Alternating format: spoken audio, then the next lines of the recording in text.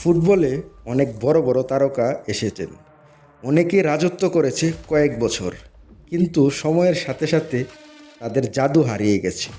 কিন্তু একজন মানুষ আছেন যার বয়স বেড়েছে, তবু ভয় কমছে না প্রতিপক্ষের। তিনি আর কেউ নন, তিনি লিওনেল মেসি। বিশ্বকাপের মঞ্চে এখনও কেন ভয়ঙ্কর মেসি, আজকের ভিডিওতে জানাবো সেই বিষয়টাই। তো হ্যালো দর্শক, আপনারা দেখছেন কাকা কোম্পানি। চ্যানেলটি একদম নতুন, তাই সাবস্ক্রাইব করে আমাদের সাথেই থাকুন।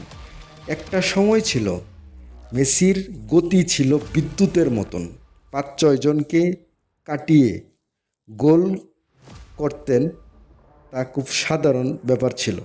কিন্তু এখন বয়স বেড়েছে, আগের মতো দৌড়ান না। তবুও একটা জিনিস বদলায়নি, তার ফুটবল ব্রেন। মেসি মাঠে শুধু খেলেন না, তিনি পুরো ম্যাচটা পড়েন। কে কোথায় দাঁড়িয়ে আছে, কখন পাস দিতে হবে, কখন গতি বাড়াতে হবে, সব যেন আগে থেকেই জানেন তিনি। এই কারণেই বয়স বাড়লেও মেসিকে থামানো এত কঠিন। একটা ছোট্ট ভুল করলেই আর মেসি ম্যাচ শেষ করে দিতে পারেন। বিশ্বকাপে এটা আমরা বারবার দেখছি। পুরো ম্যাচে হয়তো চুপচাপ, কিন্তু হঠাৎ এক মুহূর্তে একটা পাস, একটা শট আর পুরো ম্যাচ বদলে যায়। এটাই মেসি। আর সবচেয়ে ভয়ঙ্কর বিষয় হলো, চাপের মুহূর্তে তিনি আরও ডেঞ্জারাস খেলেন।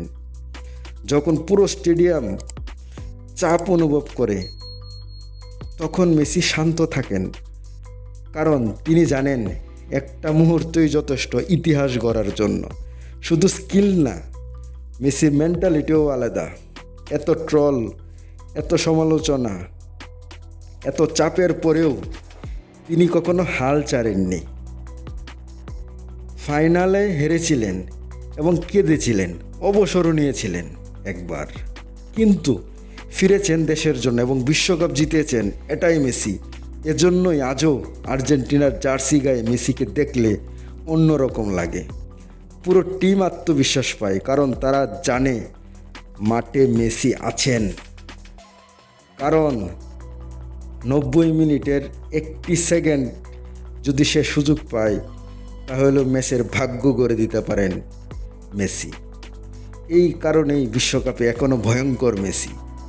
হয়তো বয়স বাড়ছে, হয়তো এটাই তার শেষ বিশ্বকাপ, কিন্তু যতদিন ফুটবল থাকবে ততদিন মানুষ মনে রাখবে একজন মানুষ ছিলেন যাকে থামানো অসম্ভব ছিল।